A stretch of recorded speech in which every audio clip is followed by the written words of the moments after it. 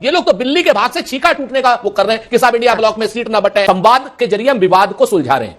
तो हम एक ही बात कहते हैं ना अंजना जी, जब बुआ के मुंह होगी तभी तो उसको चाचा कहिएगा। कहीं ना कहीं वो दिक्कतें कर रहे हैं, इसी वजह से तो भारतीय जनता पार्टी और नरेंद्र मोदी जी का सूर्य अस्तांचल की ओर जा रहा है। आज 330 में 3 सैचुरेशन कहा जा रहा है। हम कालांतर में जब 350 जाएंगे तब सैचुरेशन कहा जाएगा। 19 मिनट के 41% ही होता है और हमको 58% वोट मिलता है। 48 भी जीतने तो आश्चर्य नहीं होना चाहिए, क्योंकि बारामती के ग्राम पंचायत के चुनाव इस बात की तस्दीक कर रहे हैं कि शरद पवार बारामती से भी निपट गए हैं। दोस्तों नमस्कार, स्वागत है आप सभी का। आप देख रहे हैं एसके डिबेट। सभी दोस्तों को हैप्पी न्यू ईयर। दोस्तों अब इंडी गठबंधन भी मानने लगा है कि अगर 2024 में प्रधानमंत्री मोदी को हैट्रिक बनाने से रोकना है तो एक संयुक्त उम्मीदवार होना चाहिए। इंडी गठबंधन की तरफ से अब तक 4 मीटिंग हो चुकी हैं। ना तो अब तक किसी को कन्वीनर बनाया गया है और ना ही अब तक किसी को संयुक्त उम्मीदवार बनाया गया है और ना ही सीट शेयरिंग का कोई फॉर्मूला निकला है। अब तो इंडी गठबंधन में सीटों को लेकर तकरार भी सामने आने लगी है। कई पार्टी तो ऐसी भी हैं जो ना तो इंडी गठबंधन का हिस्सा है और ना ही एनडीए गठबंधन का, जैसे वाईएसआर कांग्रेस हो या मायावती की बीएसपी हो या बीजेडी हो। तो ये कहना तो बहुत मुश्किल होगा कि 2024 का चुनाव एनडीए वर्सेस इंडी गठबंधन होगा या एनडीए वर्सेस इंडी गठबंधन वर्सेस तीसरी पार्टी होगा। और बहुत सारी सीट तो ऐसी भी हैं जहां बीजेपी वर्सेस कांग्रेस है। तो उन सीटों पर बीजेपी वर्सेस इंडी गठबंधन होने से क्या फर्क पड़ेगा? दोस्तों आज की डिबेट इन तमाम मुद्दों पर होने वाली है। बीजेपी की तरफ से प्रेम शुक्ला जी हैं और सुरेंद्र राजपूत कांग्रेस पार्टी की तरफ से हैं। दोस्तों वीडियो शानदार होने वाली है। आपसे अनुरोध है वीडियो को अंत तक जरूर देखें। वीडियो पसंद आए तो लाइक करें, शेयर करें, कमेंट करें और मेरे चैनल को सब्सक्राइब करें। चलो दोस्तों मेन डिबेट स्टार्ट करते हैं। चलिए शुरू करते हैं। क्या नाम, ये जो मार्केटिंग कर रही है ना भारतीय जनता पार्टी पिछले 10 सालों से अंजना जी, इसी का ये आउटकम है। जिस दिन राजनीति इस पर हावी होगी, जिस दिन मुद्दे इस पर हावी होंगे, जिस समय इनकी ब्रांडिंग इनकी कमजोर होगी और मुद्दों की ब्रांडिंग ज्यादा अच्छी होगी, इस बार 2024 में हमें पूरी उम्मीद है कि मोदी वर्सेस मुद्दे आएंगे। और ये जो भारतीय जनता पार्टी और उनके साथी लोग कह रहे हैं ना, वो तो ये लोग तो बिल्ली के भाग से छीका टूटने का वो कर रहे हैं कि साहब इंडिया ब्लॉक में सीट ना बटे, इंडिया ब्लॉक में आपस में मतभेद हो जाए, फलानी चीज हो जाए, इसलिए ये लोग जीत जाए। ऐसा नहीं होगा। इंडिया गठबंधन एक रहेगा, नेक रहेगा अपने मतभेदों के बावजूद। भाई हमारे पास जीतने के लिए 340 सीटें, 341 सीटें हैं और भारतीय जनता पार्टी के पास जीतने के लिए कुल 14 सीटें हैं। एक चीज को बहुत स्पष्ट जानिए, नंबर 1। नंबर 2, मैं बिल्कुल सहमत हूं आपकी एक बात से कि हम लोगों के बीच में आंतरिक मतभेद हैं सारी पार्टियों में, लेकिन मनभेद नहीं है। संवाद के जरिए हम विवाद को सुलझा रहे हैं। अच्छा ठीक है ना, हम संवाद हमारा हो रहा है, विवाद को सुलझा रहे हैं। अगर इतनी ही सब गुत्थियां नहीं होती तो ये सारे के सारे दल कांग्रेस से ही निकले हैं, चाहे वो एनसीपी हो, चाहे टीएमसी हो। तमाम ऐसे दल हैं जो कांग्रेस से, चाहे वाईएसआर कांग्रेस हो।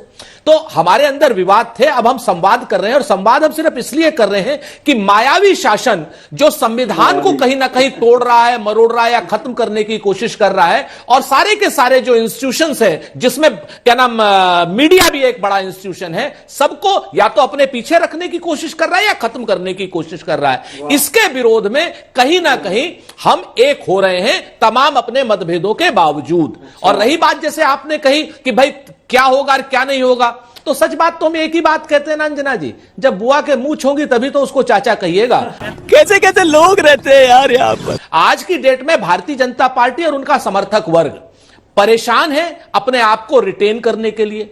और हमारे पास, हमारे अंदर उत्साह है। अंजना जी कहते हैं ना कि जब कश्ती साबित व सालिम थी, साहिल की तमन्ना किसको थी। अब ऐसी शिकस्ता कश्ती में साहिल की तमन्ना कौन करे।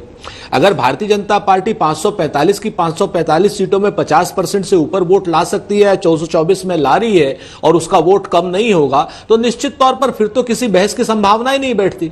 लेकिन पिछले 5 सालों के जो काम है वो जनता के बीच में व्याप्त निराशा कर रहे हैं, कहीं ना कहीं वो दिक्कतें कर रहे हैं। इसी वजह से तो भारतीय जनता पार्टी और नरेंद्र मोदी जी का सूर्य अस्तांचल की ओर जा रहा है।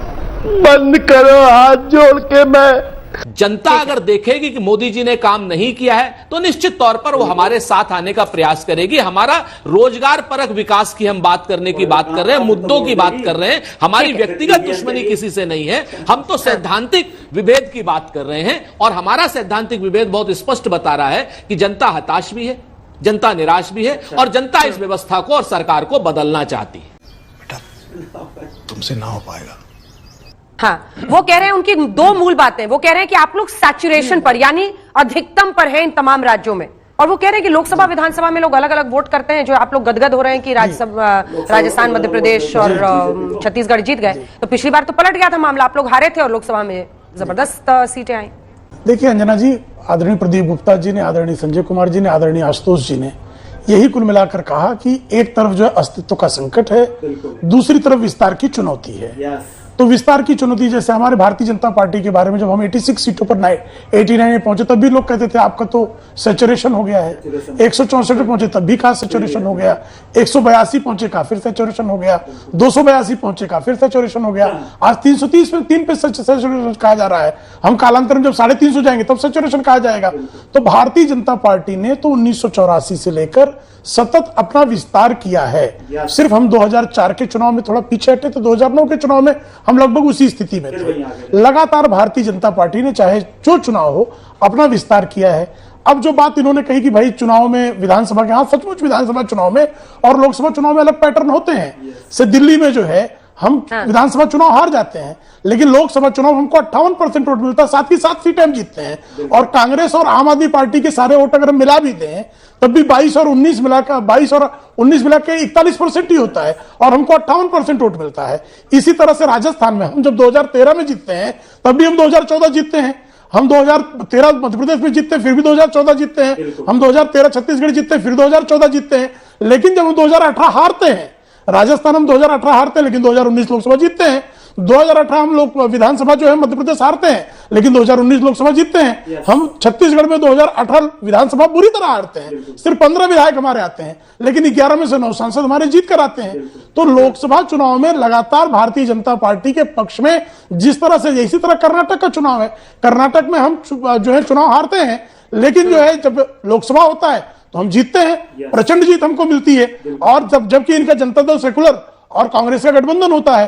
तो ये बात सही कह रहे हैं, ये चारों सही कह रहे हैं।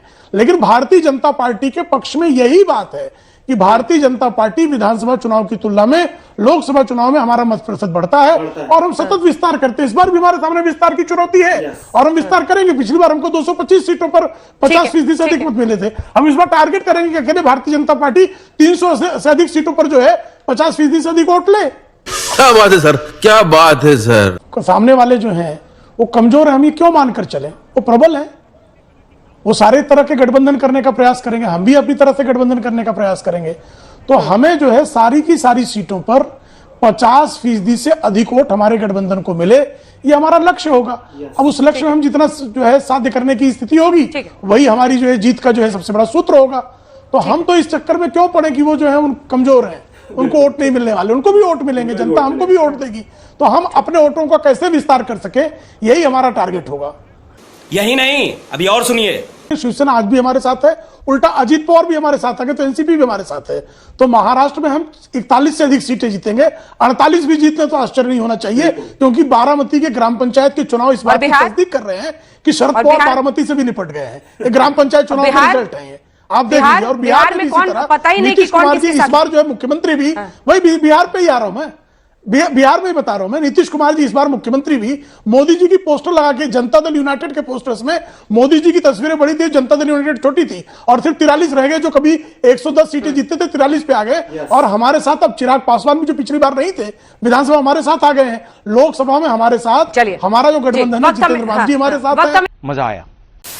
देखा दोस्तों, आपने प्रेम शुक्ला और सुरेंद्र राजपूत को सुना। आप किसकी बात से सहमत हैं?